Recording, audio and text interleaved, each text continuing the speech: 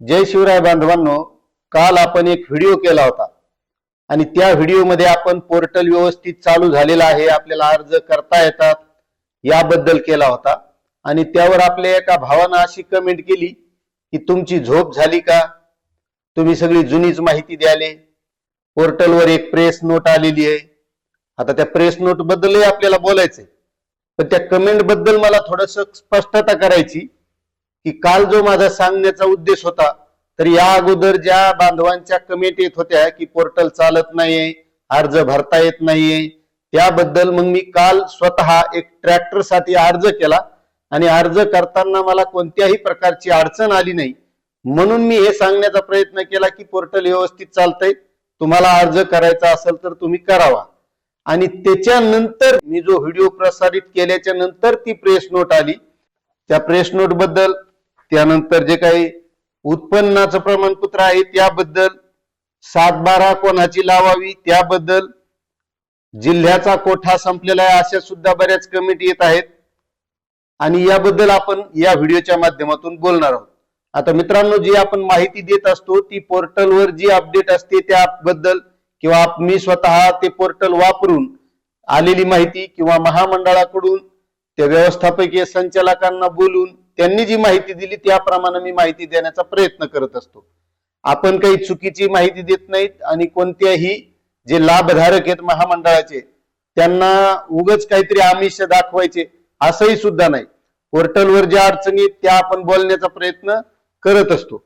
आता जी काही press note आलेली आहे मित्रांनो, आता तुम्हीही वाचली असेल, पण त्यावर दिलेलं आहे की अलीकडच्या कालावधीमध्ये काही समाज माध्यमाद्वारे तसेच काही व्यक्तीद्वारे अण्णासाहेब पाटील आर्थिक मागास विकास महामंडळाबाबत सुरू असलेल्या कार्यवाहीविषयी दिशाभूल करणारी माहिती प्रसारित करण्यात येत आहे।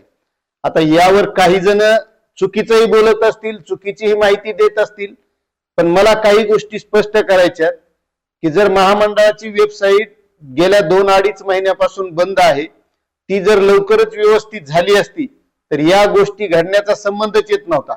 आणि महत्वाचं, आता व्यवस्थापकीय संचालक जे आहेत विजयसिंह देशमुख यांनी हे पत्रक काढलेले। आता मला एक सांगा, त्या पोर्टलवर उत्पन्नाच्या मर्यादेबाबत कुठंच दिलेलं नाही की ज्या लाभधारकाला किती कर्ज घ्यायचंय त्यासाठी उत्पन्न किती असायला पाहिजे याची माहितीच दिलेली नाही। आता समजा एखाद्याला ट्रॅक्टर घ्यायचंय, 9-9.5 लाख रुपयाचं ट्रॅक्टर असते, मग त्याला किती उत्पन्नाची मर्यादा आहे असं त्याच्यावर काहीच दिलेलं नाही। मग आता कोणताही लाभधारक शेतकरी असेल तो अर्ज करणार, त्याचं जे काही 1-2 लाख उत्पन्न असेल, 50,000 असेल, ते उत्पन्न तो अपलोड करणार आणि नंतर त्याचा तो अर्ज रिजेक्ट होणार। म्हणजे त्यानं जी अगोदर मेहनत घेतली, त्या गोष्टी करण्यासाठी खर्च केला, त्याच्या घरून तो कुठेतरी शहरात अर्ज भरायला गेला, अर्ज भरणाऱ्याला पैसे दिले असतील, मग त्याचा तो खर्च वाया जातो का नाही? मग त्याबद्दल त्या पोर्टलवर स्पष्टता असायला पाहिजे की नाही, की समजा ट्रॅक्टर घ्यायचा असेल तर त्याच्यासाठी एवढ्या उत्पन्नाची अट आहे, ही माहिती पुरेपूर असायला पाहिजे। मात्र पोर्टलवर तशा बाबतची माहिती पूर्ण कोणतीच नाही। त्याच्यानंतर हे जिल्ह्याचा कोठा संपला।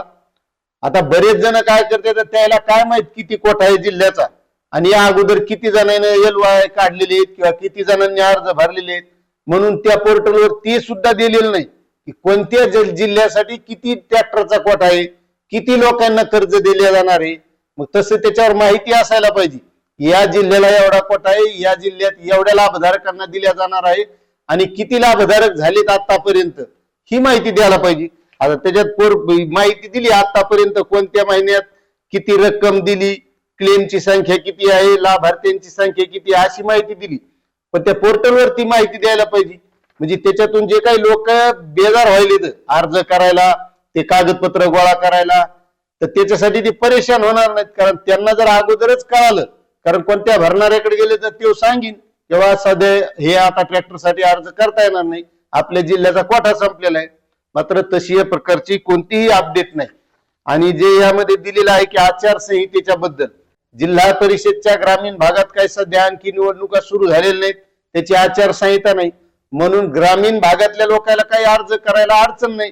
जसं यावर दिलेलं आहे त्याप्रमाणे सांगतोय। आता यावर काय दिले, सबब आदर्श आचारसंहितेचे पालन करण्याच्या अनुषंगाने केवळ महानगरपालिका क्षेत्र तसेच निवडणुका प्रलंबित असलेल्या नगरपालिका नगर परिषदांच्या हद्दीमध्ये म्हणजे महानगरपालिकाच्या निवडणुका सुरू झाल्या तिथं आचारसंहिता आहे, जिथं आता नगर परिषदा नगरपंचायतच्या निवडणुका आहेत तिथं आचारसंहिता आहे, पण ग्रामीण भागामध्ये नाही ना, मग त्याला काहीच अडचण नाही. हे या माहितीवरून ना, नाही तर पुन्हा एखादा कमेंट करायचा की मग तुम्ही कसं काय असं म्हणले. त्याच्यामुळे लक्षात घ्या, अण्णासाहेब पाटील आर्थिक विकास महामंडळामार्फत नवीन पात्रता LOI देण्याची कार्यवाही तात्पुरत्या स्वरूपात स्थगित करण्यात आलेली आहे.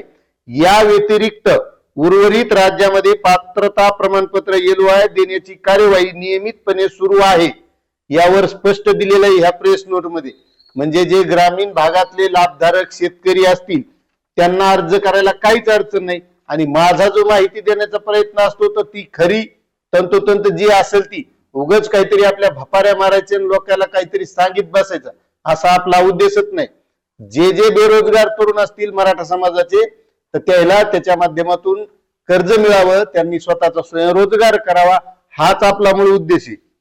त्याच्यात पुन्हा दिल्या आचारसंहितेचा कालावधी संपल्यानंतर निवडणुका प्रक्रिया पूर्ण झाल्यानंतर वरील नमूद क्षेत्रामध्ये पात्रता प्रमाणपत्र LOI देण्याची कार्यवाही नियमानुसार पूर्ववत सुरू करण्यात येईल. आणि त्याच्या पुढची महत्वाची गोष्ट आहे का, आता तरी महामंडळाविषयी प्रसारित होत असलेल्या कोणत्याही अफवा अथवा चुकीच्या माहितीवर मराठा बांधवांनी अगर सर्वसामान्य नागरिकांनी विश्वास ठेवू नये. बरोबर आहे, मी असं प्रत्येक व्हिडिओ मध्ये सांगित असतो की बऱ्याच लोकांची या माध्यमातून मी अर्ज करून देतो, मला 10,000 द्या, मला 15,000 द्या, अशी लूट होत असती. त्याबद्दलही आपण या अगोदर बोललेलो आहोत की असं कोणाला पैसे देण्याची गरज नाही. जर तुम्हाला ऑनलाईन पद्धतीने अर्ज करता येत असेल तर तुम्ही कम्प्युटरवरून करू शकता, नाहीतर तुमच्या जवळचा एखादा आपले सरकार सेवा केंद्र असेल त्याच्याकडे जायचं आणि तिथं भरून घ्यायचा, आणि त्याचा जो काही मेहनताना असेल खर्च तेवढा त्याला द्यायचा. कोणाच्याही भूलधापांना 10-15 हजार रुपये देण्याला बळी पडायचं नाही, हेही आपण याच अगोदर सांगितलेलं आहे. आणि पुन्हा महामंडळाची या अगोदर सुद्धा एक प्रेस नोट आलेली होती. त्या प्रेस नोट मध्ये महामंडळाचं अँड्रॉइडचं ऍप येणार आहे मोबाईलचं, हे सुद्धा आपण सांगितलं होतं. म्हणजे ऍपच्या माध्यमातून त्या जे काही लाभधारक असतील त्यांना त्याबद्दलचा अर्ज भरणे किंवा स्टेटमेंट अपलोड करणे या गोष्टी करता येतील, ही सुद्धा आपण माहिती दिलेली होती. त्यामुळे असा कोणताच उद्देश नसतो आपला. आणि त्याच्यात हेही सांगितलं होतं या अगोदर आपण की ज्यांचे या अगोदर कर्ज घेतलेले आहेत त्यांचे व्याज परतावे व्यवस्थित चालू आहेत, आणि महामंडळाच्या माध्यमातून ज्यांनी कर्ज घेतलंय त्यांनी व्यवस्थित स्टेटमेंट अपलोड केलं, फोटो अपलोड केला की त्यांचा व्याज परतावा मिळतो. हा माझा अनुभव आहे, हे सुद्धा आपण या अगोदर सांगितलेलं आहे. त्याच्यानं आपण कोणतीही काही खोटी जुनी भपाऱ्याबाज माहिती देण्याचा प्रयत्न अजिबात करत नाही. कारण आज आपला व्हिडिओ चाला म्हणून आपण काहीतरी खोट्या भपाऱ्या आणू, पण 4 दिवसानं लोकांना हे कळत असते की हे माहिती देणारा खोटी द्यायलाय का खरी द्यायलाय, त्याच्यानंतर ते व्हिडिओ बघणार नाही. आणि आपला तसा उद्देश नाही व्हिडिओ बघावं म्हणून काहीतरी सांगायचं, जे आहे ते सत्य सांगायचं. पण महामंडळालाही विनंती की त्यांनी सुद्धा ते पोर्टल वेबसाईट व्यवस्थित चालावी. त्यामध्ये ज्या काही त्रुटी आहेत, उत्पन्नाच्या मर्यादेबाबत असेल, जिल्ह्याचा लक्ष्यांक असेल, तर त्यांनीही त्याबद्दल माहिती दिली पाहिजे त्या पोर्टलवर की एवढाच लक्ष्यांक आहे किंवा उत्पन्नाची मर्यादा किती आहे. कागदपत्राच्या बाबतीत जे असेल ते आता माग एक नवीन पोर्टल सुरू झालं त्यावेळेस डिक्लेरेशन होतं, पण कशाचं डिक्लेरेशन द्यायचंय काय आहे याची काही स्पष्टता नव्हती.